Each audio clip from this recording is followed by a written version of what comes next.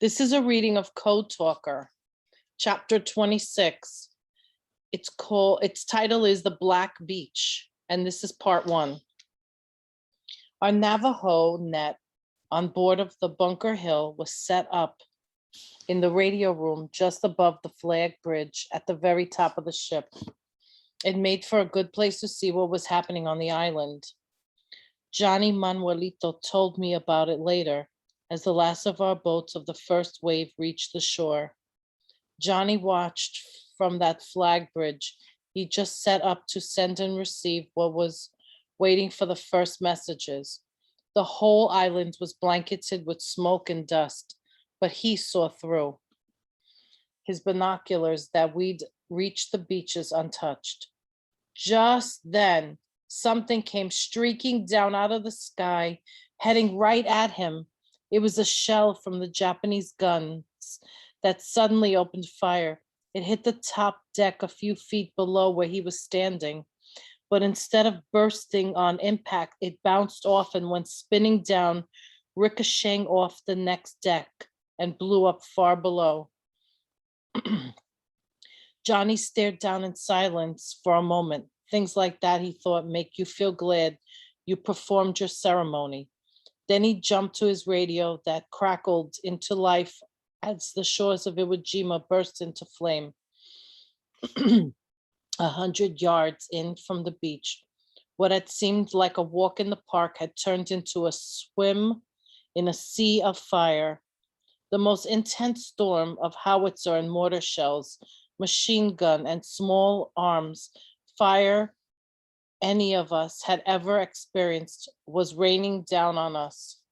Blue-green vapor lines of Japanese tracer bullets stitched the air above our heads. Once again, I heard the sound that is one of the most awful things anyone can hear, the dull thud between the sound of a slap and a punch of a bullet hitting the body of a human being. I heard it again and again, followed by cries of pain from those who were not killed when burning pieces of lead struck them. There were no lines of protection between us and the enemy ambush. Our alligators tried to make a quick crawl up the steep slope of the terrace so they could set up a fire line. The black sand was too loose and too deep. Spraying sand, a few of them reached the top of the terrace closest to the beach. But where we were, right below Suribachi, it was just plain impossible. Our amphibious boats turned around, roared back down onto the beach and churned their way out into the water 50 yards or so. From there, they could at least fire over our heads. That 15-foot rise was just about as hard for a man to climb as for a tracked vehicle. Sand shifted out from under our feet as Smitty and I tried to scramble up the steep slope. My arms were sucked in up to my elbow as I tried to find my balance. Black sand flowed into my face and down my neck, like trying to swim up a waterfall. Smitty grunted as he reached back and grabbed my arm to pull me after him. I didn't say anything. My mouth was too full of sand. Our work was worth it, though. When we finally reached the top, a big reward was waiting for us. Not only did we have a great view, but we were fully exposed to enemy fire. And that started the exact instant the two of us got there. The Japanese had waited until we Americans had swarmed up the first slope and were like sitting ducks on a wide plain before the next terrace. Smitty and I fell to our bellies and scrambled like sand lizards to the only cover we could find, a little dip in the ground. I got out my radio while Smitty dug our foxhole deeper. More Marines were coming in behind us. They needed to know what was happening. I waved at Lieutenant Lewis, who was deepening his own foxhole 50 feet to the right of us. Before long, he had runners bringing me the messages I needed to send back to the ship. Those messages were a measure of how desperate things had become for us by 11 o'clock. Receiving steady fire from grid 29B. delivered to Green Beach. One 5,000 rounds of 30 caliber belted. Air strikes with 100-pound bombs at 132 North. Estimated battalion casualties, 60 killed, 2 radio men down. On board ship, the messages from our Navajo net coordinated gunfire, ensured resupply, and helped our commanders estimate what had to be done. Taking the island was going to require every available man. The ships carrying the 3rd Division were called in. Many of the things that happened during our first 3 days on Iwo Jima are hard for me to remember clearly, grandchildren. That may be just as well. When I think of that time, scattered pictures appear in my mind. Marines running through fire to hurl grenades into pillboxes.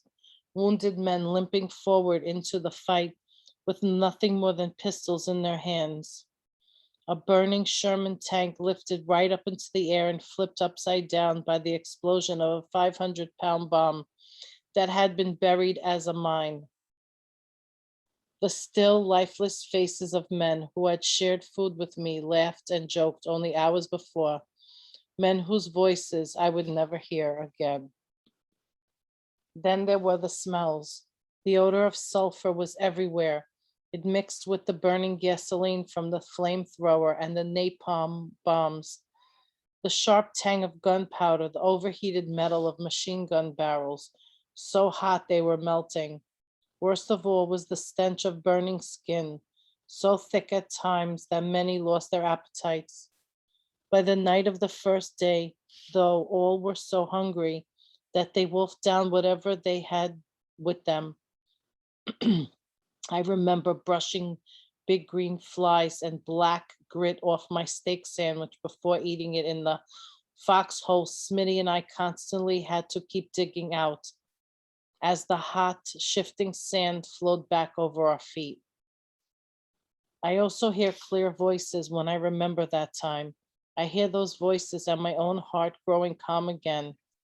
They are the Navajo voices speaking strongly in our sacred language, speaking over the concussions of the exploding shells so closely that the pressure in the air made it hard to breathe. Speaking above the deadly whir of shrapnel, the snap of Japanese rifles, and the ping of bullets bouncing off our radio equipment. Speaking calmly, speaking even when our enemy tried to confuse us by getting on our frequency to scream loudly in our ears and bang pots and pans. Speaking through that day and the next and the next. Even when our voices grew hoarse, we did not stop. Our Navajo nets kept everything connected like a spider's strand spanning distant branches. The winds of battle never broke our web. As the battle for Iwo Jima raged all around us, our voices held it together.